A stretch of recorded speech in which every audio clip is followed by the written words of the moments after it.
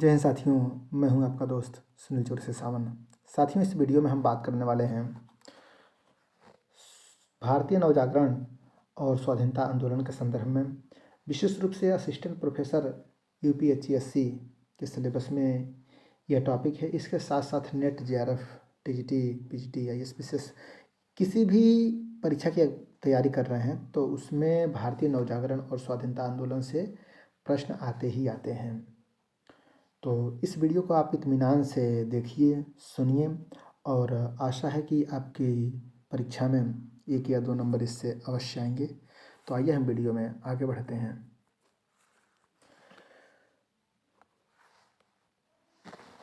भारतीय नवजागरण और स्वाधीनता आंदोलन की वैचारिक पृष्ठभूमि क्या पृष्ठभूमि है, इस पर हम विचार करते हैं। 19वीं शताब्दी के दौरान बहुत सी ऐसी घटनाएं घटित हुईं जिसने देश की सामाजिक, आर्थिक और सांस्कृतिक परिस्थितियों को झकझोर दिया। वे कौन कौन सी घटनाएं थी जो हमारे देश को, समाज को बहुत अधिक प्रभावित किया था। पहला तो है 1849 ईस्वी में अंग्रेजों द्वारा सिखों को पराजित करना। दूसरा है 1857 की क्रांति, लॉर्ड डलहौजी की विलय नीति, इसने भी बहुत प्रभावित किया था। और ईसाई धर्म प्रचारकों द्वारा भारतीय मान्यताओं की खिल्ली उड़ाना। इसके साथ साथ अंग्रेजों द्वारा जब आर्थिक, शैक्षणिक एवं प्रशासनिक नियमों में परिवर्तन किया गया तो भारतीय जनमानस में एक नई चेतना जागृत हुई जिसने भारत को सांस्कृतिक रूप से पुनः जागृत कर दिया। इसके दौरान मानव मन को केंद्र में लाया गया, विवेक को केंद्रीयता, ज्ञान विज्ञान का प्रसार, रूढ़ियों का विरोध और सामाजिक सांस्कृतिक जीवन को नए सिरे में चिंतन आरंभ हुआ। इस चेतना से पूर्व साहित्य का राज दरबारों में ही सिर झुका रहता था, लेकिन अब साहित्यकार समाज से जुड़कर समाज में फैले रूढ़ियों के विरोध में आ गए। देखिए, जब नवजागरण आया, आप सभी को पता है कि आदिकाल, भक्तिकाल, रीतिकाल, आधुनिक काल। रीतिकाल में क्या था कि कवि दरबारी हुआ करते थे अधिकतर, और दरबार में रहते थे, राजा के गुणगान गाया करते थे। और जिन कवियों ने राजा के गुणगान गाया उन्होंने समाज पे उतना ध्यान नहीं दिया। लेकिन जब नवजागरण आया यानी आधुनिक काल, तब सारे साहित्यकार समाज से जुड़ गए। किससे? समाज से। और आज की कविताओं में आप देखते होंगे जो गरीबी है, बेरोजगारी है, इस पे कटाक्ष किया जाता है, इस पे कलम चलती है, भिक्षुक नामक कविता लिखी जाती है। तो इस तरह से आज के साहित्यकार समाज से जुड़कर सामाजिक समस्याओं को सामने लाकर खड़ा करते हैं। इस चेतना में पत्र पत्रिकाओं का भी महत्वपूर्ण योगदान है। 1826 ईस्वी में प्रथम हिंदी साप्ताहिक पत्रिका उदंत मार्तंड जुगल किशोर द्वारा प्रारंभ हुई। अब आप हमें बताइएगा कि पत्रकारिता दिवस कब मनाते हैं, किस तारीख को। ये 1826 तो लिखा हुआ है, लेकिन मुख्य तिथि कौन सी है जब साप्ताहिक पत्रिका का शुभारंभ हुआ, उदंत मार्तंड का शुभारंभ हुआ। उदंत का मतलब क्या होता है, मार्तंड का मतलब क्या होता है, ये भी आपको बताना है। यह सांस्कृतिक चेतना 15वीं शताब्दी में ही अंकुरित हुई थी, जब इस्लाम का आगमन हुआ था। सर्वप्रथम यह क्रांति यूरोप में आरंभ हुई। मैकियावेली ने अपने ग्रंथ प्रिंस में राजा को पोप से अधिकतर शक्तिशाली कहकर धार्मिक पाखंड का विरोध किया। इटली में नवजागरण को पुनर्जन्म कहा गया है। इटली में नवजागरण को क्या कहा गया है? हिंदी में पुनर्जन्म कहा गया है। फ्रांस में इसे रिनेसा या पुनर्जागरण कहा जाता है, फ्रांस में नवजागरण को। ब्रिटेन में इस क्रांति का प्रभाव भारत में भी देखने को मिला, इसीलिए बंकिम चंद्र, नामवर सिंह जैसे समीक्षक भक्तिकाल को रेनेसा और 19वीं शताब्दी की चेतना को ज्ञानोदय के तुल्य मानते हैं। एक कथन है रामस्वरूप चतुर्वेदी का,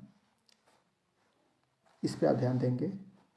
15वीं सदी की जागृति इस्लाम के आगमन और उसके सांस्कृतिक मेल जोल से उत्पन्न हुई, और 19वीं शताब्दी के दौरान ब्रिटिश के आगमन और दो संस्कृति के मेल से एक रचनात्मक ऊर्जा उत्पन्न हुई। आरंभ में इसे नवोत्थान, प्रबोधन, रिनेसा, पुनरुत्थान नामों से जाना जाता है। ये जितने भी नाम हैं नवजागरण के ही नाम हैं। नवोत्थान, प्रबोधन, रिनेसा, ये सारे नाम। रामविलास शर्मा का भी एक कथन है।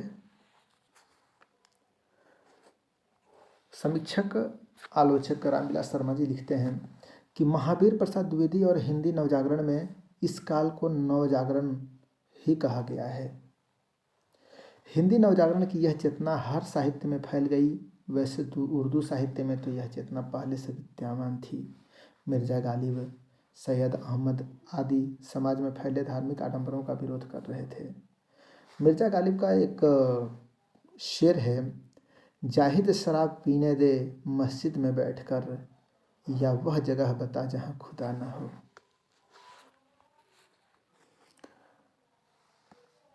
इसी चेतना को आगे बढ़ाने में कई संस्थाएं सामने आईं। अब ये जो संस्थाएं हैं, इन संस्थाओं से कई बार प्रश्न पूछे गए हैं, इनके संस्थापक कौन है इस तरह से। तो प्रार्थना समाज, आत्माराम पांडुरंग इसके संस्थापक हैं। रामकृष्ण मिशन के स्वामी विवेकानंद हैं।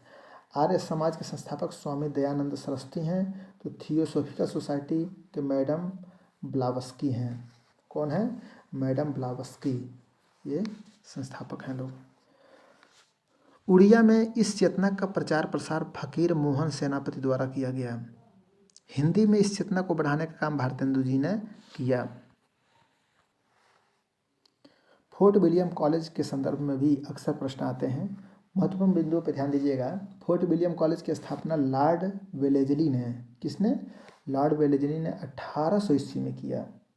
जॉन गिलक्राइस्ट हिंदुस्तानी विभाग के अध्यक्ष बने फोर्ट विलियम कॉलेज में। भाषा के मुंशी कौन थे? लल्लू लाल थे और सदल मिश्र थे। फिर से ध्यान दीजिएगा, फोर्ट विलियम कॉलेज की स्थापना कब हुई थी? 1800 ईस्वी में। किसके द्वारा? लॉर्ड वेलेजली के द्वारा। और हिंदुस्तानी विभाग के अध्यक्ष कौन थे? John Gilchrist. भाषा मुंशी कौन थे? लल्लू लाल और सदल मिश्र। राम स्वरूप चतुर्वेदी का एक कथन है, जिस समय रीतिकाल में अंतिम प्रसिद्ध कवि, रीतिकाल के अंतिम प्रसिद्ध कवि कौन है? पद्माकर, ब्रज भाषा का परिष्कार कर ठेठ हिंदी क्षेत्र में रहकर अपने कवित्व सवैये में कह रहे थे, उसी समय कलकत्ते में हिंदी गद्य के साथ नया प्रयोग हो रहा था। अब यहाँ से आपके लिए एक मतलब कि प्रश्न भी बन रहा है आपके लिए। तो कथन पे आपको ध्यान देना है, कथन किसका है? तो रामस्वरूप चतुर्वेदी का। दूसरी बात, रीतिकाल के अंतिम प्रसिद्ध कवि कौन है? पद्माकर, ठीक ना। भाषा की क्या है? ब्रज भाषा। इस तरह से आपने संक्षेप में देखा भारतीय नवजागरण और स्वाधीनता आंदोलन की वैचारिक पृष्ठभूमि, जिसके अंतर्गत महत्वपूर्ण संस्थाओं, उनके संस्थापकों के संदर्भ में मैंने आपके समक्ष प्रस्तुत किया, और इसके साथ साथ महत्वपूर्ण कथनों पर भी हमने प्रकाश डाला। अगली हमारी वीडियो होगी भारतेंदु युग और हिंदी नवजागरण। उसके बाद से महावीर प्रसाद द्विवेदी की क्या भूमिका है, उस पर भी हम प्रकाश डालेंगे। तो हमारे साथ आप बने रहिए। फिर मिलते हैं एक सारगर वीडियो के साथ। तब तक के लिए बहुत बहुत धन्यवाद।